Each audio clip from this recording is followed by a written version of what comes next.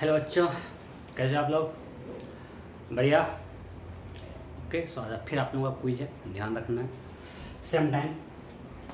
सो हम लोगों ने लास्ट क्लास में क्या किया था? न्यूटन्स लॉ ऑफ मोशन का प्रॉब्लम किया था। अब नेक्स्ट है फ्रिक्शन। फ्रिक्शन का थ्योरी मैं आपको बता चुका हूँ। थ्योरी जो इसका बेसिक्स था ऑलरेडी आपको किया हुआ है कि इसका डायरेक्शन क्या होगा, मैग्नीट्यूड क्या होता है। सो अब से जो बचा हुआ ना problem part, different types of problems हम लोग करेंगे, इसको 3-4 क्लास में कंप्लीट करेंगे। ठीक है। सो थोड़ा सा रिकैप कर लेते हैं जो लोग भूल गए हैं फ्रिक्शन का थ्योरी हम लोगों ने क्या क्या किया। सो फर्स्ट देखा है फ्रिक्शन फोर्स का डायरेक्शन। फोर्स का दो चीजें, मैग्नीट्यूड एंड डायरेक्शन। तो हमने जब देखा डायरेक्शन ऑफ फ्रिक्शनल फोर्स,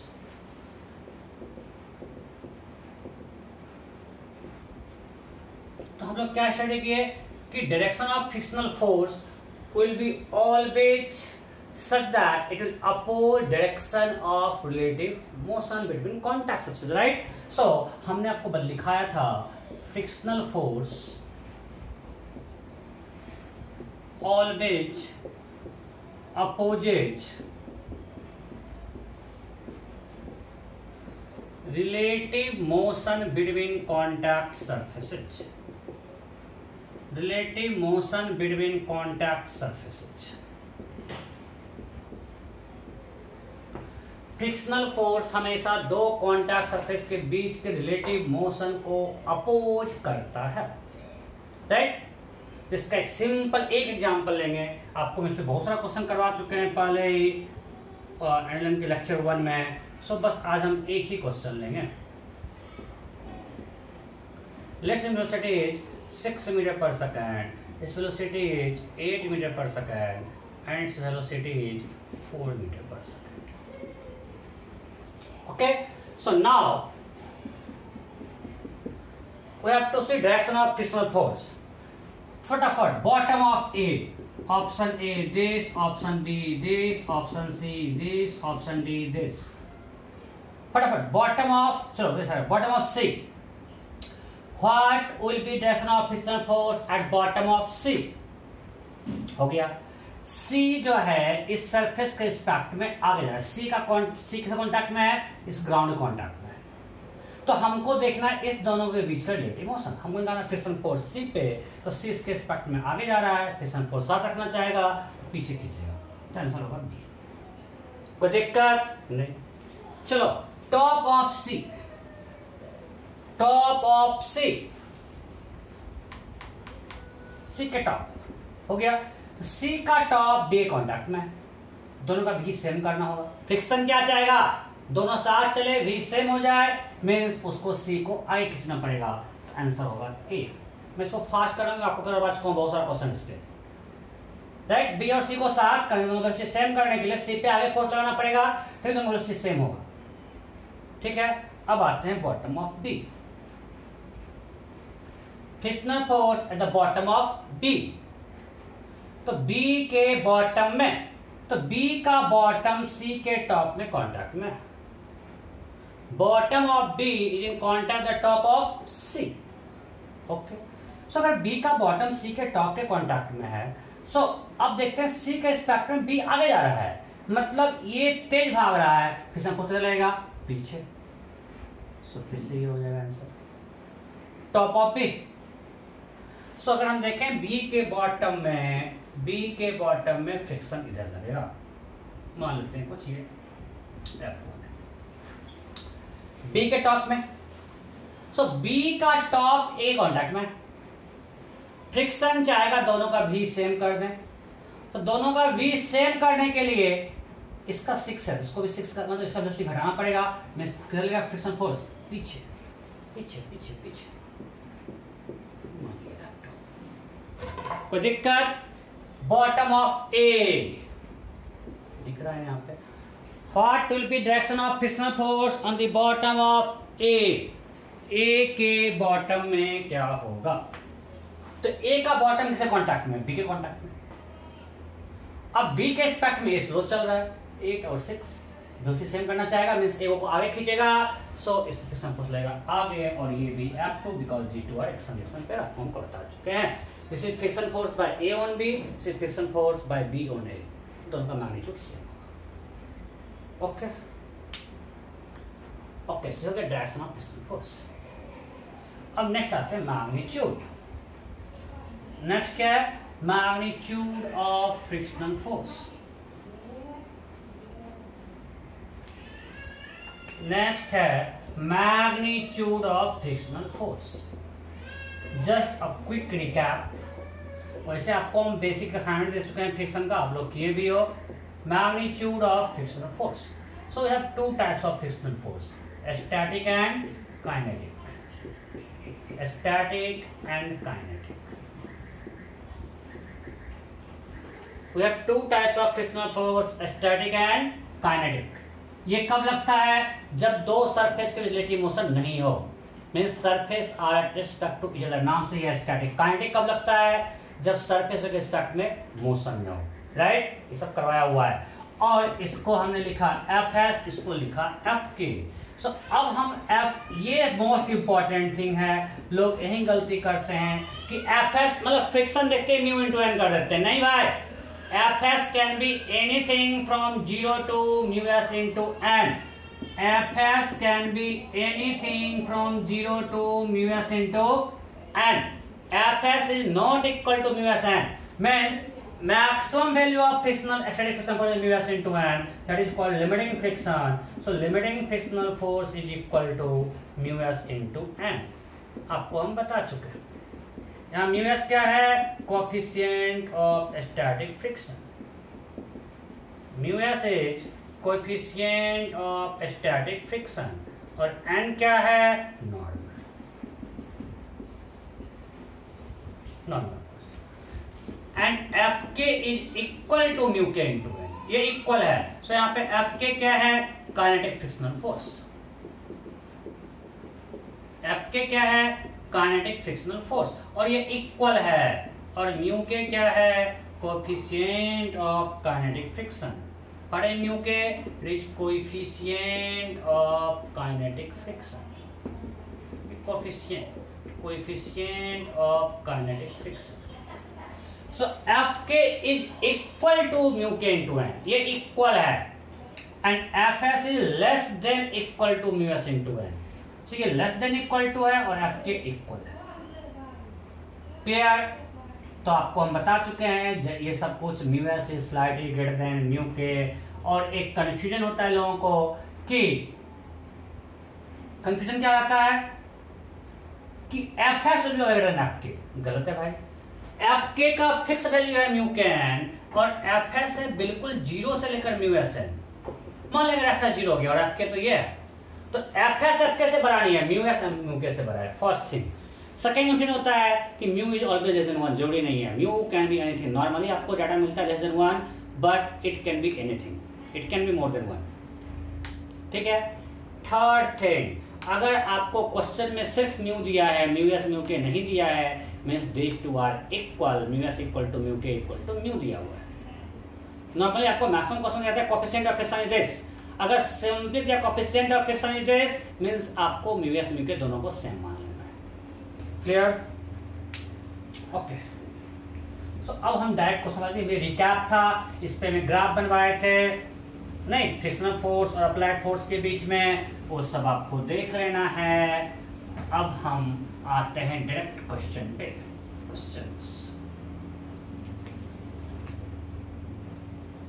कोई गलती नहीं करेगा, गलती करोगे नरक में जाओगे। कोई गलती नहीं करेगा।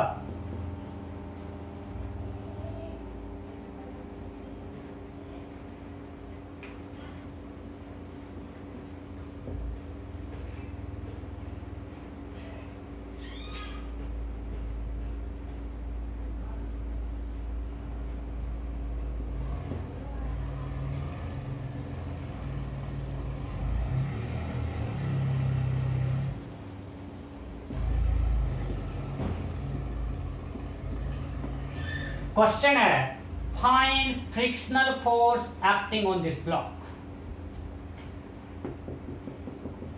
सब कुछ कराया हुआ है, फटाफट। Find frictional force acting on this block. अच्छा ऑप्शन है, चलो देते हैं। Option A 20 newton, option B 15 newton, option C 10.5 newton, option D 40 newton, option E newton. फटाफट हो गया। सो मैंने आपको एक सिंपल थंब रूल दिया था, जब भी कहीं भी किसी का कैसा भी क्वेश्चन मिले फ्रिक्शन का, पहला चीज आपको चेक करना है फ्रिक्शन खुश है या नाराज है, मीन्स स्टैटिक है या काइनेटिक है। First thing you need to check friction static है या काइनेटिक है, सबसे पहले ये चेक करना है। कैसे चेक करेंगे, तो will find what is limiting friction. So limiting friction equal to क्या होता है, म्यू एस इंटू एन। पहले एन निकालते हैं, तब वीडियो बनाओ इसका, बिल्कुल सिंपल क्वेश्चन है। एन पे ये नॉर्मल, इधर 50, इधर 20, इधर 50। अब वीडियो है ना, अब वीडियो में कोई डाउट है क्या, नहीं, पक्का। सो एन कितना हुआ इसमें बोलो,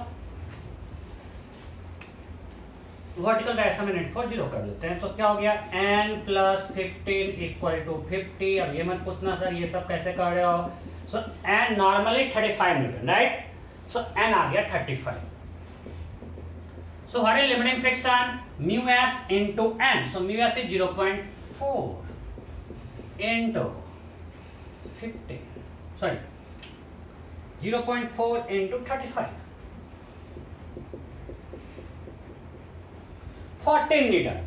सो लिमिटिंग फ्रिक्शन 14 है, और कितना पुल फोर्स है भाई, इसको 20 से खींच रहे हैं। सो मेरे और फ्रिक्शन में कुश्ती हो रहा है, आपको सब कुछ करवा चुके हैं। सो मेरे और फ्रिक्शन में फाइटिंग हो रहा है, कौन जीतेगा, मैं या फ्रिक्शन, मैं। बिकॉज मेरा फोर्स 20 है, फ्रिक्शन का फोर्स मैक्सिमम लिमिट है उसका। ये जो लिमिटिंग फ्रिक्शन है दैट इज 40, उसका औकात 14 है, हम जीत जाएंगे, मींस ब्लॉक चलेगा। So block will be in motion. So अगर ब्लॉक मोशन में है तो फ्रिक्शन क्या लगेगा, काइनेटिक फ्रिक्शन। तो frictional force will be kinetic friction, और काइनेटिक फ्रिक्शनल फोर्स का वैल्यू क्या होता है, mu k into N. So mu k 0.3, normal is 35, so answer will be 10.5 metre. कोई समस्या नहीं, पक्का, कोई दिक्कत नहीं है, तो हो गया 10.5। Next next next next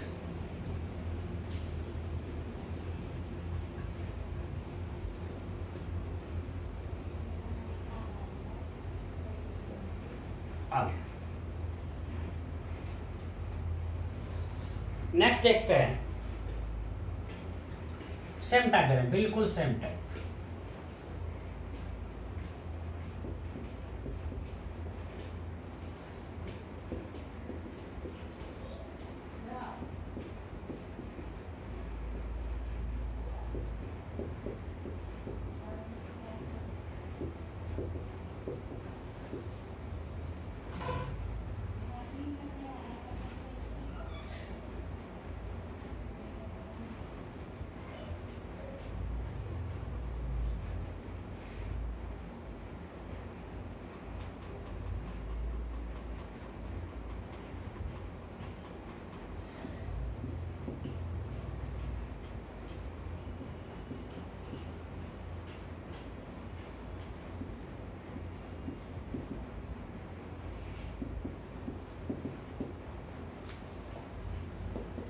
Find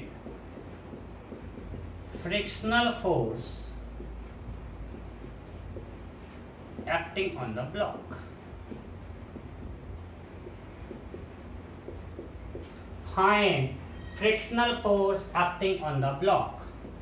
Option A 126 Newton. Option B 105 Newton.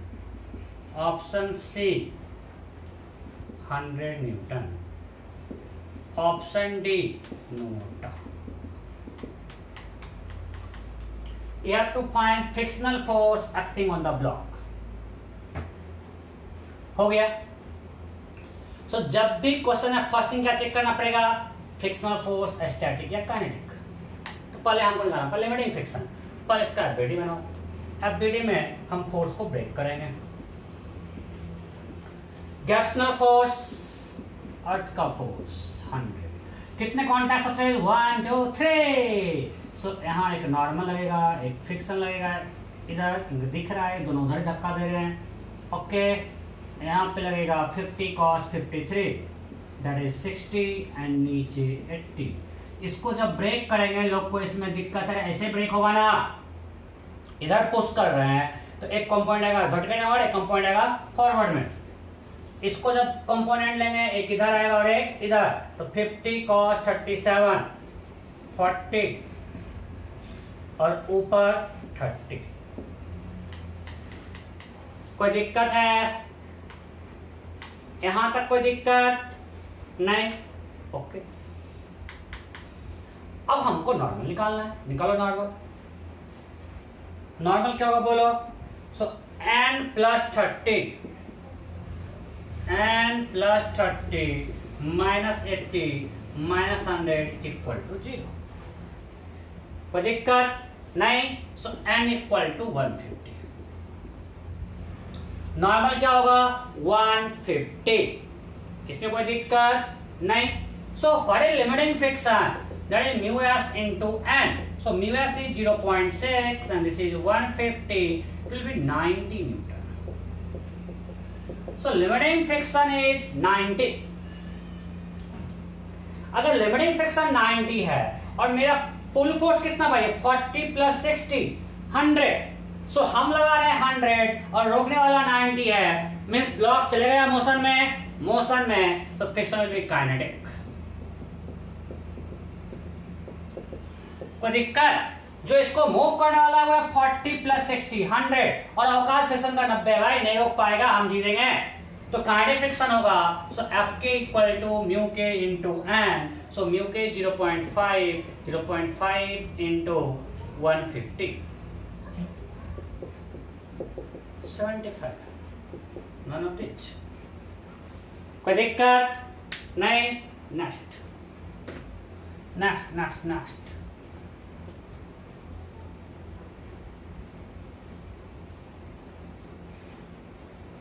Next question.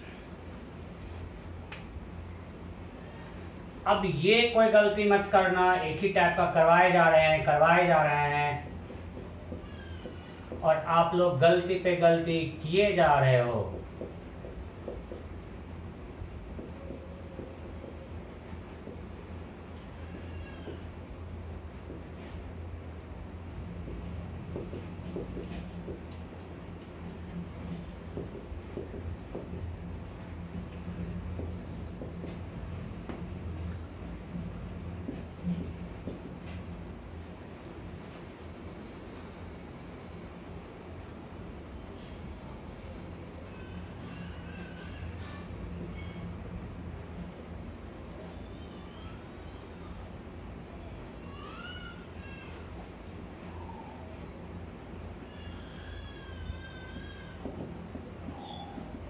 Okay, so question है find frictional force acting on the block. Find frictional force acting on the block. Find frictional force acting on the block. फटाफट। Option A, option B, option C,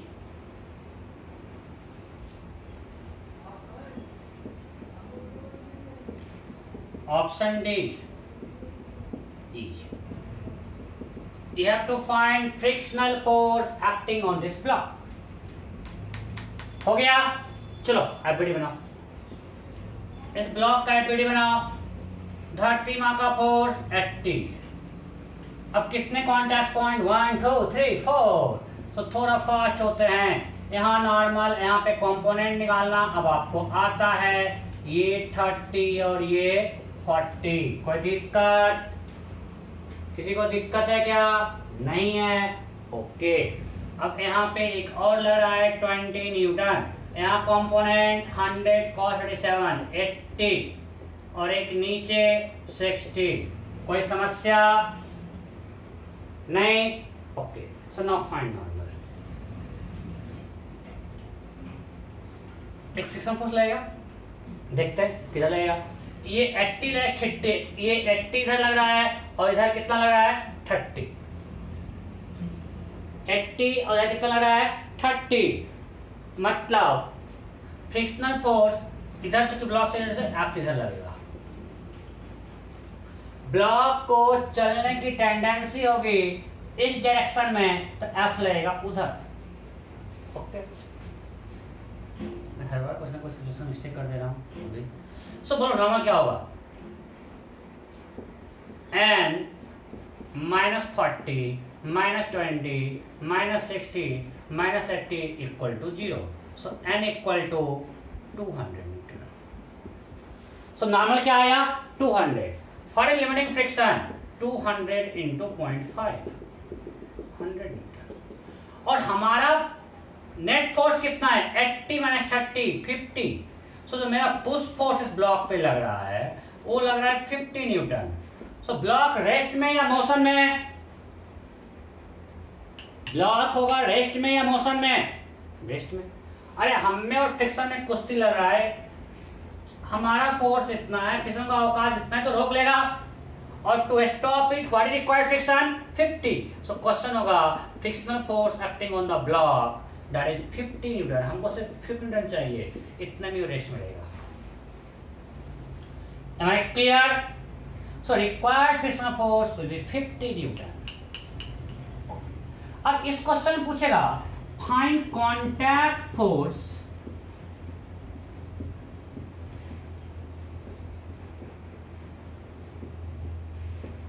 acting on the block due to surface. जो surface इस पे रखा हुआ है वो इस पे कितना कांटेक्ट फोर्स लगा रहा है। तो कोई ने बोला था कि normal and friction contact force का दो कंपोनेंट है। आपको याद है मैंने कहा था कि हम जब भी दो सरफेस के बीच में कांटेक्ट है there must be a contact force and we divide this contact force into two components. Component of contact force perpendicular to surface is called normal and parallel to surface जो कि इधर लग रहा है that is called friction and that is contact force. So contact force is always equal to under root n square plus f square. फिर बोल रहा है कि इसको आपको म्यू है। अरे आप ये इसको ये लिखना सही है क्या? ये लिखना सही है क्या? नहीं, गलत है। Friction can be anything from 0 to mu N. So जब फ्रिक्शन 0 होगा तो उस केस में कांटेक्ट फोर्स का मिनिमम वैल्यू क्या होगा? नॉर्मल के ऊपर। इसके जब ये 0 हो जाए तो contact force equal to normal. और जब फ्रिक्शन म्यू एन होगा in that case contact force will be maximum. So maximum value of contact force क्या होगा? कांटेक्ट फोर्स का जो मैक्सिमम वैल्यू तब होगा कि नॉर्मल तो फिक्स है but friction can vary from 0 to mu N. तो जब म्यू एन हो जाए means under root N square plus mu N square that will be equal to N root 1 plus mu square. So contact force का maximum value है n under root 1 plus mu square, minimum value है n means contact force में vary from normal to n under root 1 plus mu square. यहां से यहां तक vary कर सकता है with equal sign. Am I clear? So contact force ये होता है, इसमें कहीं कोई दिक्कत बस दिस इक्वल टू दिस मत लिख देना बिकॉज ये यहां से यहां वैरी करता है, बस फ्रिक्शन वैरी करता है 0 टू म्यू एन। सो अब हमको इस क्वेश्चन में आना है, मैं मिटा रहा हूं। इस क्वेश्चन में हमको नॉर्मल और फ्रिक्शन जब मालूम है so we can find magnitude of contact force. Magnitude of contact force is equal to under root N square. N कितना है मेरा 200 प्लस एफ स्क्वायर कितना आया 50 स्क्वायर। सो 50 अगर हम कॉमन ले लेते हैं तो आएगा 16 plus 1 this method. Am I clear? So this is magnitude of contact force. ऐसा क्या होगा अगर इसका हॉरिजॉन्टल एंगल निकालना है डिस्टेंस का इक्वल टू क्या होगा n बाय f। अगर हमको निकालना है कॉन्टैक्ट फोर्स इस केस में से कितना एंगल बना रहा है तो 10 का equal to n by f। सो n यहाँ पे कितना है 200 और f कितना है 50 that is equal to 4। Clear? कोई डाउट है? नहीं? नेक्स्ट।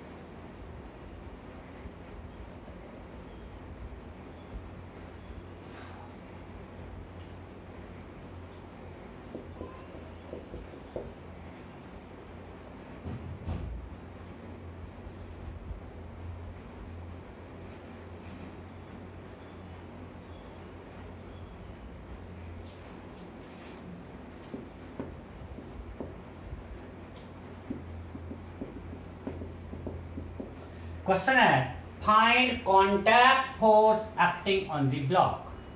क्वेश्चन क्या है? Find contact force acting on the block.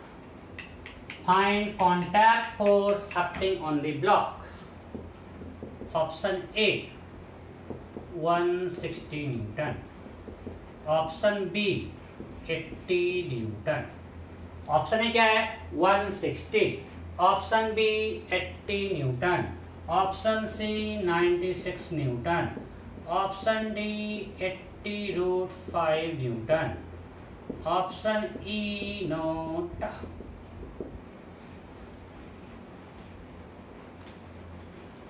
हो गया?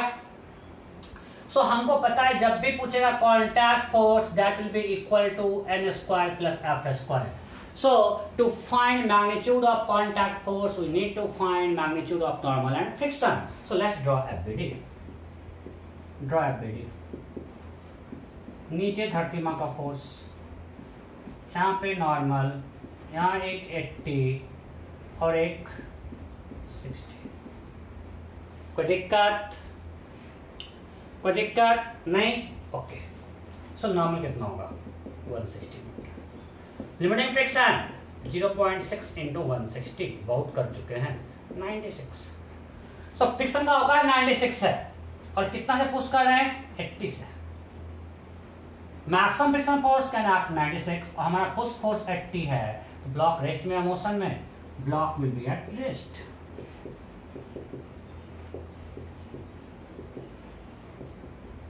ब्लॉक रेस्ट में रहेगा बिकॉज लिमिटिंग फ्रिक्शन 96 है और इसको हम पुश कर रहे हैं सिर्फ 80 से, तो मूव तो नहीं करेगा, राइट? फ्रिक्शन जीत जाएगा तो रेस्ट में रहेगा। सो जब रेस्ट में रहेगा तो what will be required friction, जितना हम लोग लगा रहे हैं 80 लगा रहे हैं, 80 फ्रिक्शन लग जाएगा, बस ब्लॉक रेस्ट में आ जाएगा। हाँ नहीं? So friction force will be equal to 80 newton और n कितना निकाले हुए हैं 160। So what will be contact force under root 160 square plus 80 square, 80 common 2 square plus 1, 80√5। कोई दिक्कत नहीं? और पूछता direction, what will be direction of contact force. So contact force ये लग रहा है, इसमें फ्रिक्शन लग रहा है इधर, इधर ही लग रहा है ना 80, और ये इधर लग रहा है 160। अगर इससे हॉरिजॉन्टल से एंगल पूछेगा तो tan थीटा इक्वल टू 160/82। अगर पूछेगा वर्टिकल से एंगल तो tan alpha equal to 80/160 half. तो तो क्या पूछता है उस पर डिपेंड करता है। कोई दिक्कत नहीं? Next,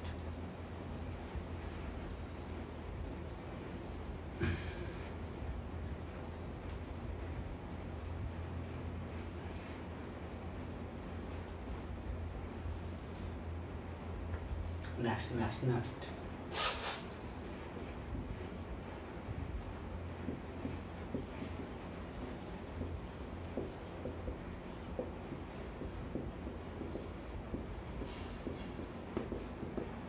Find contact force acting on the block. Find contact force acting on the block. Option A. Find contact force acting on the block. Find contact force acting on the block.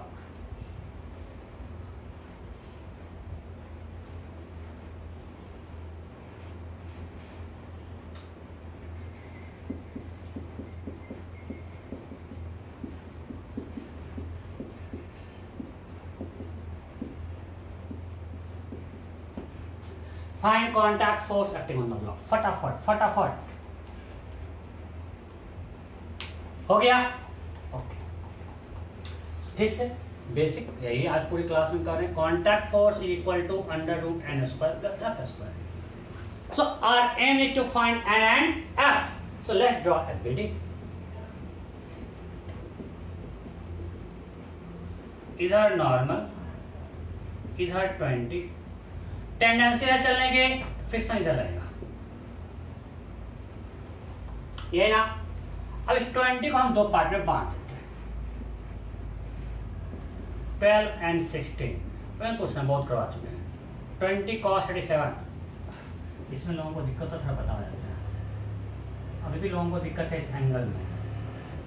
जब ये 20 है, ये 90 है, तो ये कितना होगा?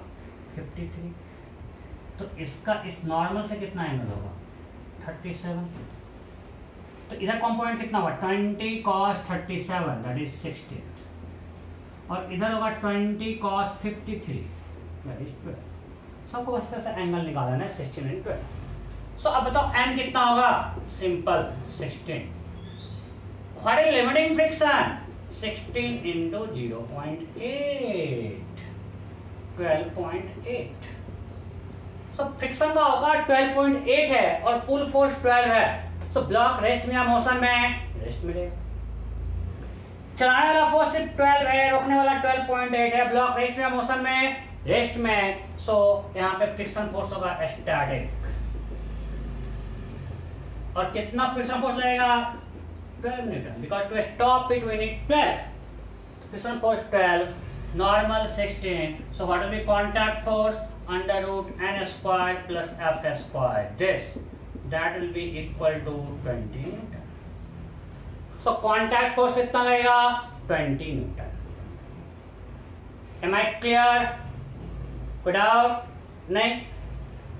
Answer पर इसको देखो, अगर देख लिए कि रेस्ट में, पर अगर हम निकाल लिए रेस्ट में है तो ऐसे भी कर सकते हैं। देखते एक और क्रॉस चेक करें। पहले हम चेक करें कि स्टैटिक है। अगर ये स्टैटिक है, अब समझते हैं हमको डायरेक्शन ऑफ कॉन्टैक्ट फोर्स। हमको ये पता है कि ब्लॉक रेस्ट में, ये पता है, ये हमने निकाला। पहले हमने n निकाला, फिर लिमिटिंग फ्रिक्शन निकाल के ये हमने डिसाइड कर लिया कि this block is at rest.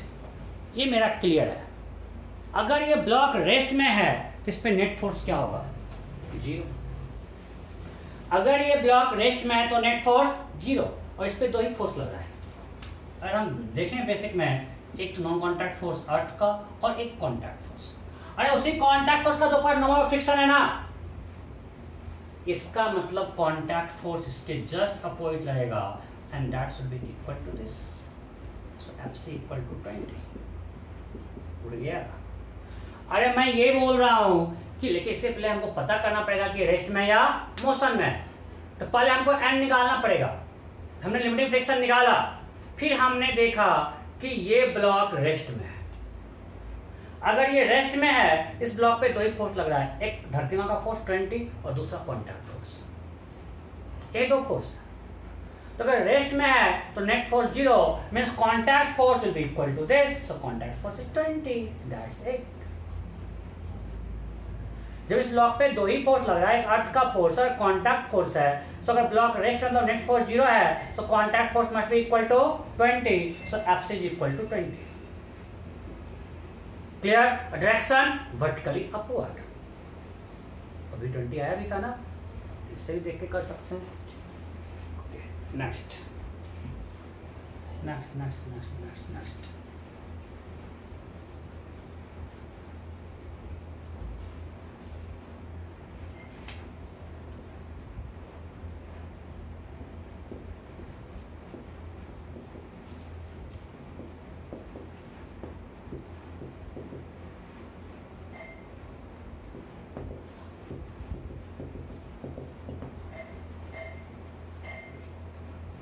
Question है, find minimum value of F so that block remains at rest, means equilibrium में गिरे नहीं। हमने ऐसे किसी एक ब्लॉक को वॉल से पुश करके रखा हुआ, नहीं पुश करने पे गिर जाता है नीचे। इसको हमने पुश किया, देखो रुका हुआ है, हमने बस जब पुश कर दिया तो रुका हुआ है। अब हल्का पुश कर रहे हैं तब भी गिर जा रहा है। हमने इसको ऐसे कुछ लगाया फोर्स तो ठीक है, अभी देखो मैं उंगली को टच किया हूं फिर भी ये गिर रहा है। तो मेरा कुछ मिनिमम पुश फोर्स चाहिए जो कि इसको रोक के रखेगा। तो एफ का मिनिमम वैल्यू क्या होगा कि ये रुका रहे। Option A 120, option B 60, option C 100, option D not. You have to find minimum value of f so that this block remains at rest. हो गया? ओके, चलो करते हैं। अच्छा, अगर ये रेस्ट में है तो इसका वीडियो बना लेते हैं, यहीं पे बना लेते हैं। धरती मां का फोर्स 60, यहाँ कॉन्टैक्ट फोर्स नॉर्मल, एफ किधर लगेगा? ऊपर। क्यों ऊपर लगेगा? इसकी टेंडेंसी नीचे मूव करने की है, तो एफ लगेगा ऊपर। ये फिक्शन हो गया, वीडियो हो गया। हमने यहाँ कॉन्टैक्ट और कॉन्टैक्ट फोर्स दिखा दिया। अब देखो सिंपल हो, आसान है बिल्कुल। अगर ब्लॉक रेस्ट में है, मैं पहले लिखता हूँ, if block is at rest then net force 0 means F equal to 60। So इसको रेस्ट में रखने के लिए हमें कितना फोर्स चाहिए? 60। और जो हमारी जरूरत है ये इसके औकात के अंदर होना चाहिए भाई। फ्रिक्शन यहाँ पे खुश रहेगा अगर इसको रोक के रखेगा। अब फ्रिक्शन को खुश रहने के लिए 60 न्यूटन चाहिए, और ये फ्रिक्शन के औकात के अंदर होगा तभी खुश रह पाएगा। जिंदगी में अगर आपका रिक्वायरमेंट आपके औकात से ज्यादा होगा, आप कभी खुश नहीं रह पाओगे। सो आपको हमेशा अपना जो रिक्वायरमेंट है अपने लिमिटेशंस के अंदर रखना है। तो इसका रिक्वायरमेंट 60 है, तब ये खुश रहेगा। इसका औकात कितना है? Mu s into N. So this F should be less than equal to this always, because ये एफ का मैक्सिमम वैल्यू है। ये लाइन समझ में आया कि नहीं? Frictional force should be always less than equal to mu s into N, because friction का maximum value mu s into N है। So F should be less than equal to mu s into N. So F का value हमने अभी निकाल लिया पहले 60। यहाँ पे फ्रिक्शन कितना लगेगा? 60। अगर ये रेस्ट में फ्रिक्शन 60 लगेगा, तो this 60 should be less than equal to mu s into N. और यहाँ पे एन किसके इक्वल होगा? ये मेरा नॉर्मल है, तो एन इक्वल टू क्या होगा? F. So this 60 should be less than equal to 0.6 F. So यहाँ से आ गया F should be greater than equal to 60 by 0.6 that is 100। So यहाँ पे देखो खुद दिखा रहा है कि एफ इसके इक्वल हो या इससे बड़ा हो, मतलब मिनिमम वैल्यू है 100 होगा या एफ उससे बड़ा होगा। तो यहाँ से खुद से दिख रहा है कि मिनिमम वैल्यू हमको चाहिए आपका 100। अगर आपने सब कुछ सही लिखा तो आपको खुद जाएगा हम जो निकाला मिनिमम है कि मैक्सिमम है। मैं फिर से भोंकता हूँ, ये बहुत इंपॉर्टेंट कॉन्सेप्ट है, आपको सर्कल में भी आएगा, आगे फिट टू ब्लॉक सिस्टम हर जगह जरूरत पड़ेगा। आपको समझना पड़ेगा इस चीज को, बिना समझे इसको आप आगे बढ़ नहीं सकते हो, डेक नहीं कर सकते हैं। हमको बोला है ब्लॉक रेस्ट में भाई, रेस्ट में means net force 0 in all direction. तो जब वर्टिकल पे फोर्स बैलेंस किए तो this F should be equal to 60। So required friction force to stop this block is 60। We need 60 newton. भाई फ्रिक्शन का जरूरत 60 है, और जो जरूरत है वो फ्रिक्शन के औकात के अंदर, और फ्रिक्शन का औकात ये है, जरूरत ये है। So F must be less than equal to mu S into N. So our F is 60, mu s is 0.6, so 60 should be less than equal to this। यहाँ से हमने F निकाला, और normal equal to capital F है, हमने capital F निकाल लिया। Hopefully I am clear, पक्का। तो एक और क्वेश्चन, एक और एक और एक और एक और एक और।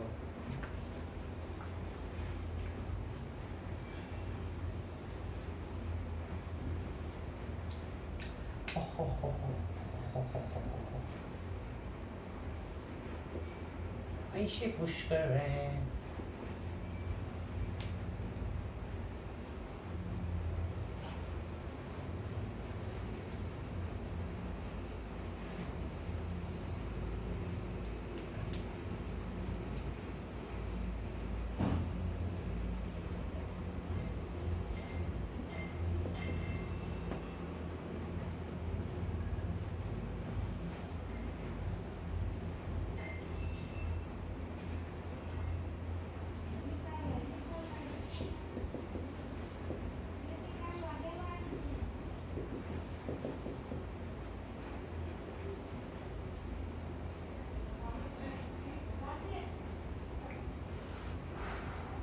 एक मिनट था, ज़्यादा सेट कर रहे हैं, जस्ट वेट।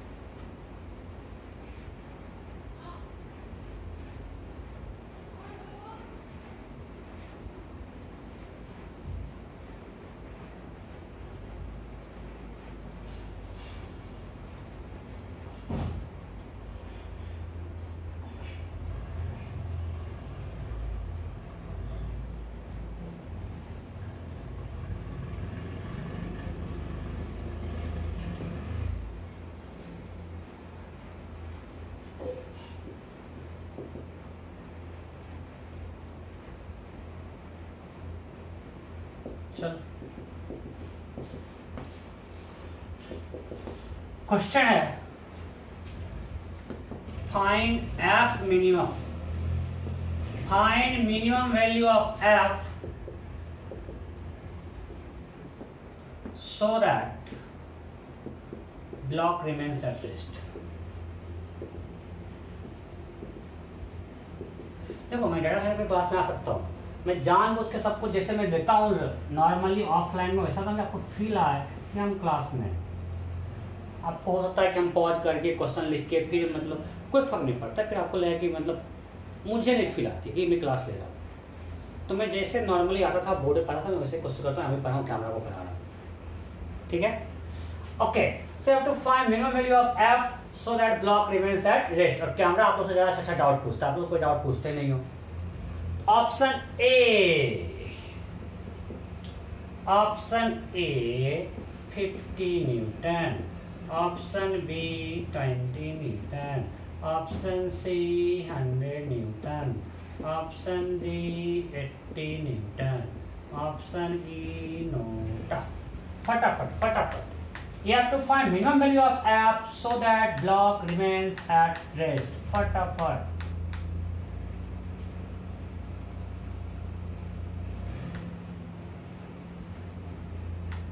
सॉरी, इसको कर लो आप 25।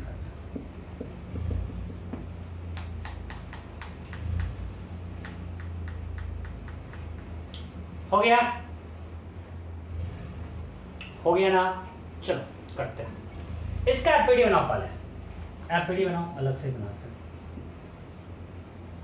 इधर लगेगा एफ cos 37, इधर लगेगा एफ sin 37। सो ये हो गया 4f/5 और ये हो गया 3f।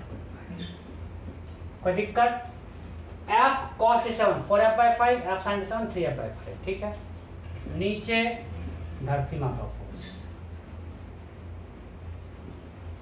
इधर नॉर्मल। फ्रिक्शन ऑब्वियसली टेंडेंसी नीचे जाएगा, ऊपर लगेगा, बस। अब बताओ, अगर हमको इसको रेस्ट में रखना है तो net force should B zero in all direction. Vertical में अगर जीरो करें तो F इक्वल टू 20 को क्या नहीं, F equal to 20 plus 3F/5। Vertical में दो फोर्स है नीचे की तरफ 20 और 3F/5, ऊपर की तरफ F है। सो F equal to 20 plus 3F/5, ये हमारा रिक्वायरमेंट है। And what is normal? It is 4F/5। So we know F should be less than equal to mu s into n। ये हमें पता है कि frictional force should be less than equal to mu s into n, right? So frictional force कितना है? 20 plus 3F/5। This should be less than equal to mu s is 1 and n is 4F/5। So 3F/5,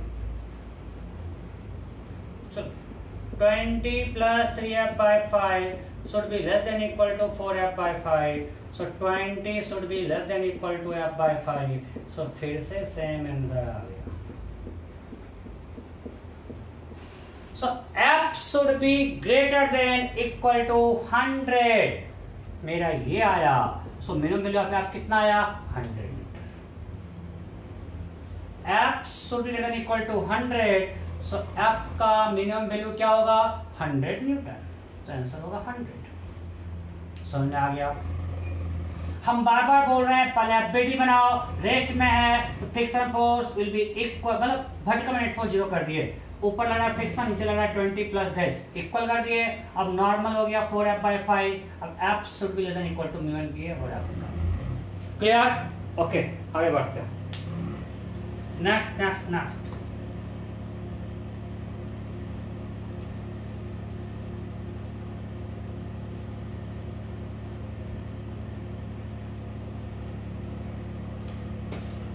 सो ऐसा question बन जाएगा। थोड़ा और type में चलते हैं। मैंने आपको एक करवाया भी था।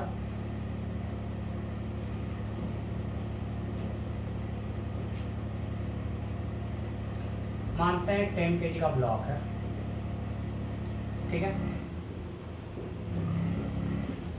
म्यू एस 0.6, म्यू के 0.5। इस ब्लॉक को हम इधर पुश करें 30 से और अंदर की तरफ पुश कर रहे हैं 40 से।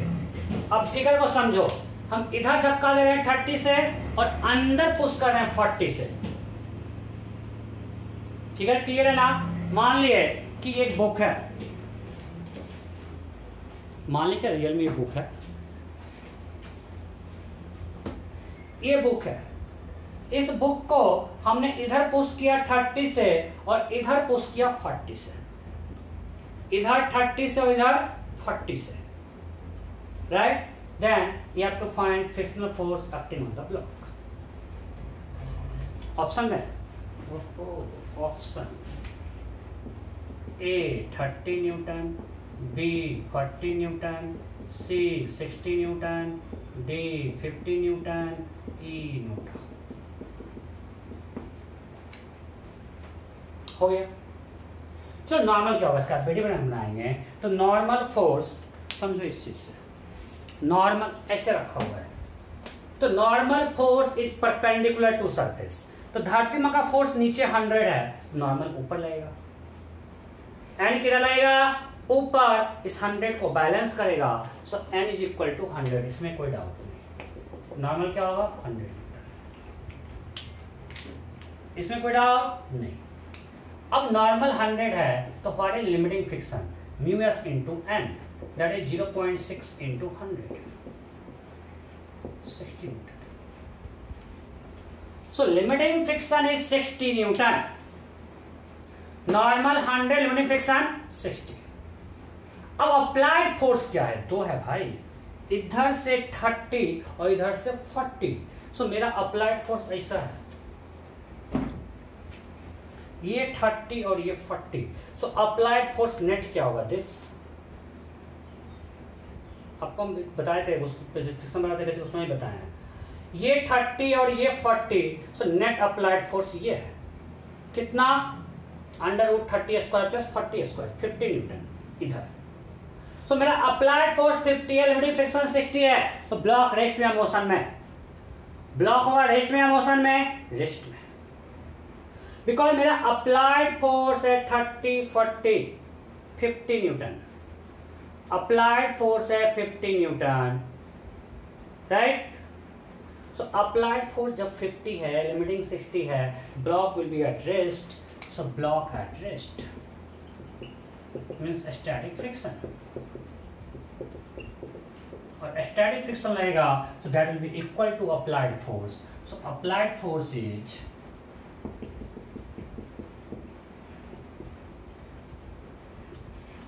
under root 30 square plus 40 square, 50 Newton.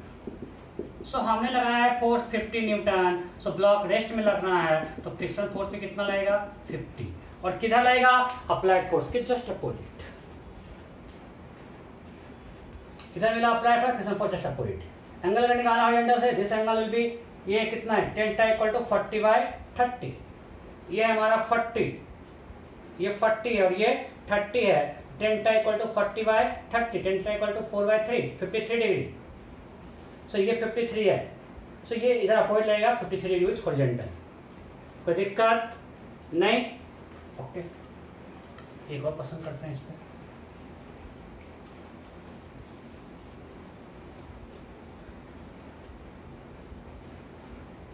Next,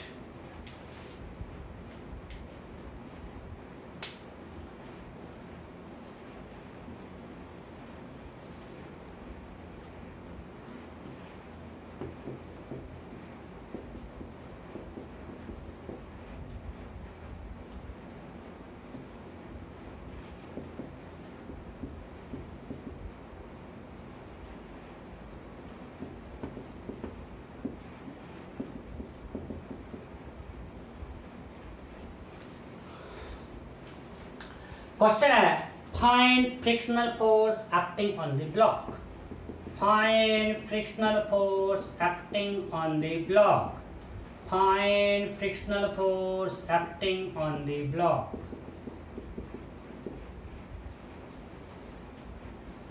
इस ब्लॉक पे कितना फ्रिक्शनल फोर्स लगेगा? हो गया? Okay. For a normal friction block 30 Newton. So normal 30। What is limiting friction? Mu s into n, that is 0.5 into 30, 50 Newton. So applied force is 15, right? Okay.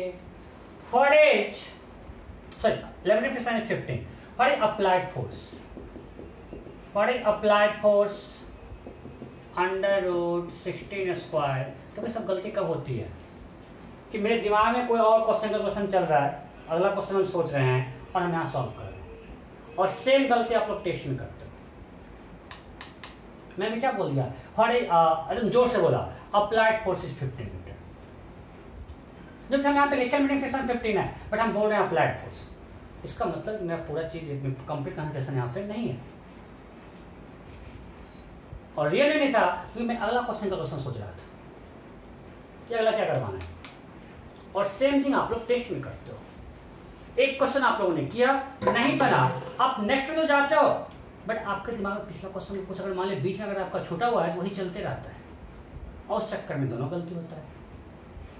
इस चीज को छोड़ना है, कंसंट्रेशन रहेगा, गलती नहीं होगी। अगर दिमाग एक साथ 2-3 चीज सोचेगा तो ऑब्वियसली आपका एफिशिएंसी डिस्ट्रीब्यूट हो गया भाई, तो गलती होने का स्कोप बढ़ जाता है। इसका एक फिक्स लिमिटेशन है। अगर एक बार लैपटॉप में हम लोग बहुत सा एप्लीकेशन चला दिए तो स्पीड तो स्लो होना ही है ना। सो आपने अगर बहुत सा एप्लीकेशन रन किया कि अच्छा पबजी में उतना पॉइंट, ये क्वेश्चन नहीं बना था, वो क्वेश्चन का आंसर नहीं आ रहा है, तो सारा एप्लीकेशन अगर एक साथ चलेगा तो ऑब्वियसली इसका स्पीड तो स्लो हो ही जाएगा। तो रैम को एक जगह यूटिलाइज करो तो ऑब्वियसली फास्ट रहेगा सिस्टम। सो अप्लाइड फोर्स है, बहुत ज्ञान हो गया नहीं, 20 न्यूटन। सो हमने अप्लाई किया 20 न्यूटन, लिमिट है 15, चलेगा या रेस्ट में चलेगा? So kinetic friction. सो फ्रिक्शन फोर्स क्या होगा? काइनेटिक। ओके, कितना? एफ के equal to mu k into N, simple, mu के 0.4, नॉर्मली 30, 12 किधर लगेगा? तो अप्लाइड फोर्स के जस्ट अपोजिट भाई। मेरा अप्लाइड फोर्स ये है, मतलब मेरा अप्लाइड फोर्स इधर है, अप्लाइड फोर्स इधर है तो इधर लगेगा फ्रिक्शन फोर्स 12 न्यूटन इधर, और जब चलेगा व्हाट इज एक्सीलरेशन? तो अप्लाइड फोर्स मेरा 20 है, काइनेटिक फ्रिक्शन ये है, तो नेट फोर्स क्या होगा? 20 minus 12, 8 Newton. Mass is 3 kg. So acceleration will be 8 by 3 meter per second square. नहीं, at an angle this 3 by 4, ये 12 है मेरा, ये है अप्लाइड फोर्स, तो इधर फ्रिक्शन इधर चलेगा, वो चलेगा किधर? इधर अप्लाइड फोर्स, और इधर मेरा ये है 16, ये है 16, ये है 12, ये है अप्लाइड फोर्स, इधर ही चलेगा क्योंकि इधर मेरा लग रहा है फोर्स 20, फ्रिक्शन के अपोजिट लग रहा है 12, तो ब्लॉक किधर चलेगा? इधर। कितना नेट फोर्स आया? 20 minus 12, 8. What is this angle? tan theta equal to this is 12 by 16, 3 by 4, तो it will be 37 degree with horizontal. इसका एक्सीलरेशन इस डायरेक्शन में है। Am I clear? क्या ब्लॉक चलेगा और ये चलेगा with 37 degree with 37 degree with horizontal. Okay, so ये वाला पार्ट हो गया। तो एक लिखो टॉपिक एंगल ऑफ फ्रिक्शन, लिखो एंगल ऑफ फ्रिक्शन।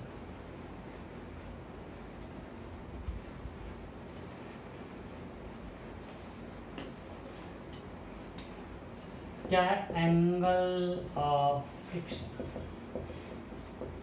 इसको लैम्डा से कहीं भी डिनोट किया जाता है, एंगल ऑफ फ्रिक्शन। बस एक टर्म है, इसको हम डिफाइन करते हैं। कभी क्वेश्चन में आपको दिया रहता है तो आपको पता होना चाहिए क्या होता है। दिस इज एंगल बिटवीन, आपको याद होना चाहिए, याद करना ही है, contact force and normal.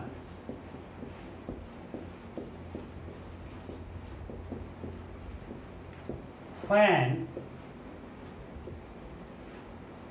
object is about to move, अगर ऑब्जेक्ट जस्ट मूव करने वाला उससे फिर समझ आया होगा, in that case frictional force will be equal to limiting frictional force.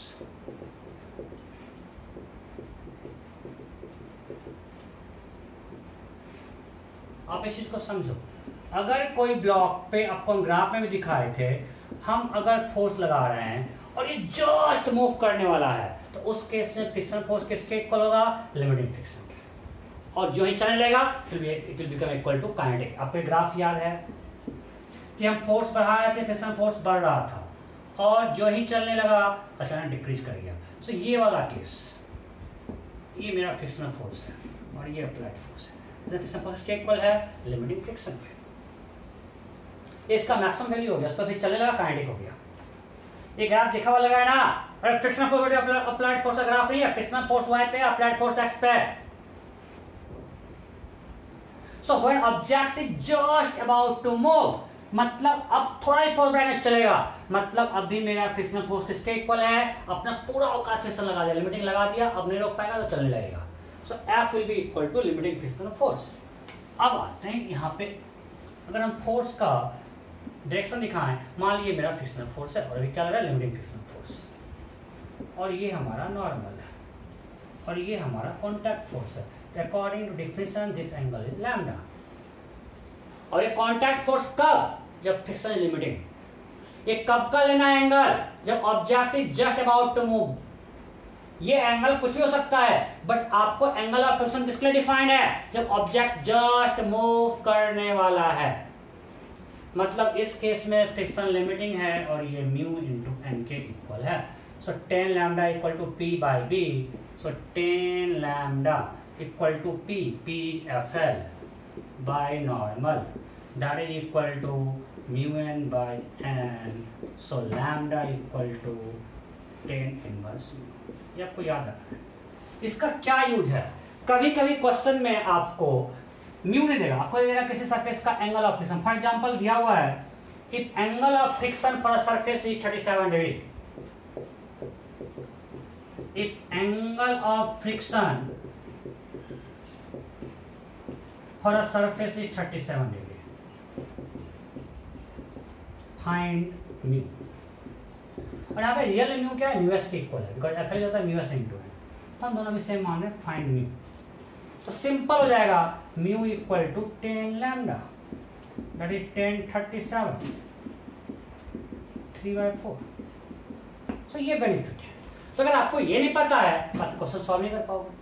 सो अगर क्वेश्चन में आपको डायरेक्ट म्यू नहीं देके एंगल ऑफ फ्रिक्शन दिया है, म्यू क्या होगा, tan of angle of friction, tan theta. So angle of friction is tan inverse mu.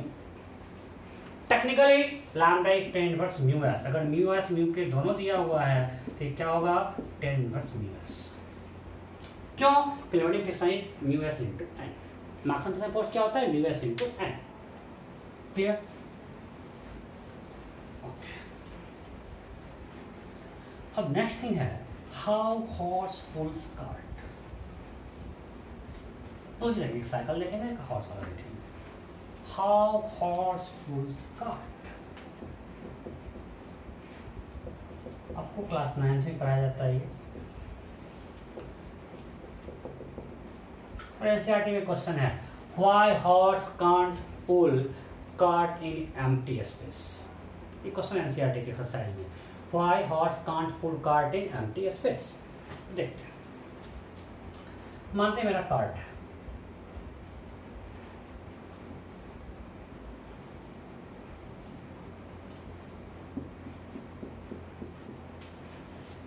ये पुल कर रहा है और ये हॉर्स है। कितना अच्छा देखो हम हॉर्स बनाया है।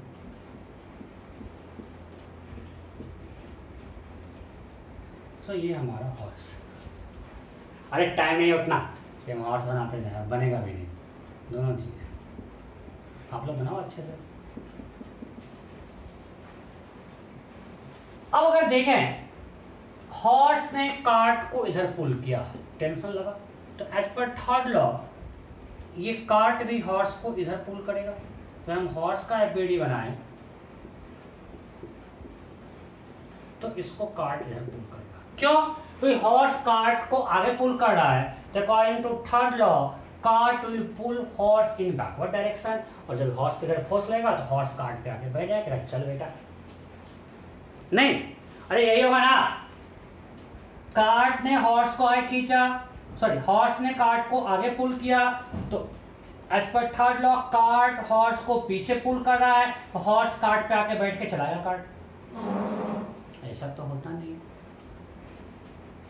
ऐसा नहीं होता। तो क्या मिस कर रहे हैं, कैसे आगे जाता है, हम लोग कैसे आगे चलते हैं, आपको हम बताए थे। जब हम लोग आगे चलते हैं हम जमीन को ऐसे पुश करते हैं, तो ग्राउंड हमको ऐसे पुश करता है, और उस केस में इसका दो कंपोनेंट है, ये कांटेक्ट फोर्स बाय ग्राउंड और मी है, ये नॉर्मल है, और ये फ्रिक्शन है, और ये फ्रिक्शन हमको आगे लेके चलता है। सेम थिंग, हॉर्स सरफेस को इधर पुश कर रहा है, हॉर्स ने सरफेस को इधर पुश किया, तो as per third law surface को इधर पुश किया, इसका दो कंपोनेंट, ये फ्रिक्शन और ये नॉर्मल। सो हॉर्स पे इधर कार्ट का फोर्स तो लग ही रहा है, बट इस पे फ्रिक्शन भी लग रहा है, और ये फ्रिक्शन फोर्स जब ज्यादा होगा तो ये आगे चलेगा। अगर हम पूरे को सिस्टम लें तो देखो, अगर हॉर्स कार्ट को सिस्टम लें तो इस हॉर्स पे फ्रिक्शन आगे लग रहा है, क्योंकि ये जमीन को पीछे पुश कर रहा है। अब ये इसको आगे खींचना चाहेगा, तो इस पे फ्रिक्शन फोर्स पीछे लगेगा। क्यों? ये आगे स्लिप करना चाहेगा, तो इस पे फ्रिक्शन फोर्स पीछे लगेगा, और किसी कारण पर टॉर्क लगेगा और ये चक्का ऐसे घूमेगा। अगर एक व्हील पे इधर खींचेंगे, ये व्हील ऐसे घूमेगा और ये व्हील आगे जाएगा। यही तो होता है। सो अब बात है, ये फ्रिक्शन फोर्स कितना लगेगा, एन पे डिपेंड करेगा। अब नॉर्मल यहां पे एक मास भी है, प्लस वो सिंपल हटा जितना तेज ये इसको पुश करेगा उतना ही तेज ये पुश करेगा जमीन। जितना तेज हॉर्स ग्राउंड को पुश करेगा, जितना ज्यादा स्ट्रेंथ है, जितना ज्यादा फोर्स है, उतना ज्यादा एक्स्ट्रा फोर्स से ग्राउंड इसको पुश करेगा और ये फोर्स बढ़ने से फ्रिक्शन फोर्स अपने आप बढ़ेगा। अब एक बिल्कुल मरा हुआ घोड़ा बांध दिया, यहाँ पे कार्ट में पूरा सब लोग बैठ गए मस्ती में। ये कार्ट कभी चलेगा नहीं यार, वो यहाँ पे कम फोर्स लगाएगा, फ्रिक्शन फोर्स यहाँ पे कम होगा और यहाँ फ्रिक्शन फोर्स जो लिमिटिंग फ्रिक्शन होगा म्यू इनटू एन, आपका मास ज्यादा है, इसको ओवरकम नहीं कर पाएगा। चलने के लिए this F should be greater than this, ये होगा तभी मूव करेगा। और this F1 plus F2 will be equal to mu S into normal. ये नॉर्मल मीन्स यहाँ पे जो लग रहा है N1। सो अगर ज्यादा लोग यहाँ बैठा हुआ है, हमारे कीचड़ है, म्यू बढ़ गया, हॉर्स नहीं खींच पाता है। क्यों? हाँ, म्यू बढ़ जाता है। गंदा सा रोड है, अच्छा रोड है, खींच लेता है। सो अगर ये F1 प्लस F2 बढ़ जाएगा, हॉर्स का F उससे ज्यादा नहीं होगा, नहीं खींच पाएगा। और क्वेश्चन है एनसीईआरटी में, why horse can't pull cart in empty space. तो एम्प्टी स्पेस में फ्रिक्शन मिलेगा क्या? अपने लैंग्वेज में लिखना, वहां फ्रिक्शन नहीं मिलेगा तो कभी भी आगे नहीं जा पाएगा। सर आप ये क्यों नहीं बना रहे हो टी? अरे भाई, जब सिस्टम हमने ले लिया कार्ट प्लस हॉर्स, अगर मेरा सिस्टम है, आप लोग सब कुछ अपने लैंग्वेज में लिख लेना, अगर सिस्टम है हॉर्स प्लस कार्ट, तो उस केस में ये जो बीच का टेंशन है वो इंटरनल फोर्स हो गया। तो हम एफबीडी में इंटरनल फोर्स को दिखाते हैं, हम एक्सटर्नल फोर्स दिखाएंगे जब हॉर्स प्लस का। जब देखो मैं अलग बना रहा हूं, अगर हॉर्स का सिर्फ एफबीडी बनाएंगे तो हॉर्स के एफबीडी में ये होगा। अगर ये मेरा हॉर्स है तो उसके एफबीडी में ये नॉर्मल, ये फ्रिक्शन और ये टेंशन। अगर सिर्फ कार्ट का एफबीडी बनाएंगे तो कार्ट के एफबीडी में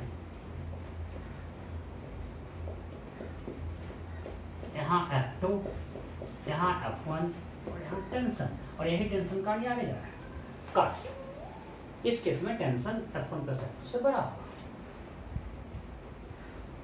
सो कार्ट के एफबीडी में ही आया। बट अगर हॉर्स प्लस कार्ट का बनाएंगे, ये टेंशन नहीं आएगा, सिर्फ आएगा यहाँ फ्रिक्शन, ये नॉर्मल और ये F1 एक्सटर्नल फोर्स सही होगा, और ये यहाँ पे नॉर्मल और का फोर्स mg होगा। हम छोड़ रहे हैं, हर जगह mg होगा, ये आपको ध्यान रखना है। यहाँ पे मास ऑफ हॉर्स इनटू जी, यहाँ मास ऑफ कार्ट इनटू जी, और ये कुछ हम क्या माने हुए हैं, यहाँ n माने, यहाँ n1 मान लिए। पूरा गंदा हो गया क्या?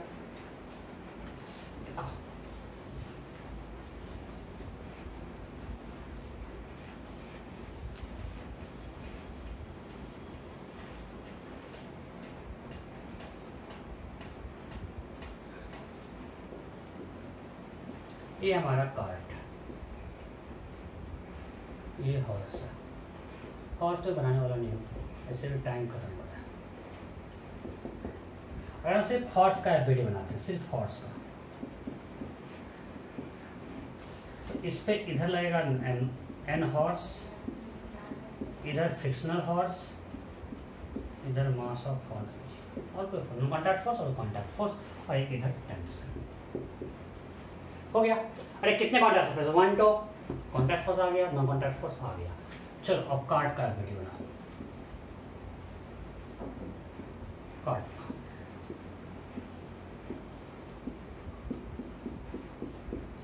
कार्ट में यहाँ पे एक नॉर्मल अर्थ का फोर्स, एक यहाँ कुछ फ्रिक्शन और एक यहाँ फ्रिक्शन और एक यहाँ टी। अगर ये टी तो ये भी टी, कार्ट का।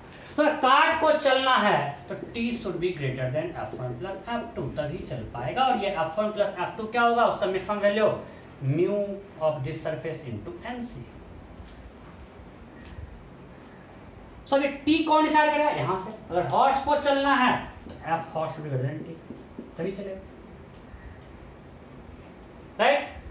कोई दिक्कत? अगर कंबाइंड एफबीडी बनाए तो कंबाइंड एफबीडी में सिर्फ ये आएगा, non contact force, mass of horse into ground, यहाँ पे normal on horse, friction on horse, यहाँ F2, ये F1, mass of cart and से, बस कंबाइंड। ये आ गया, टी गायब हो गया।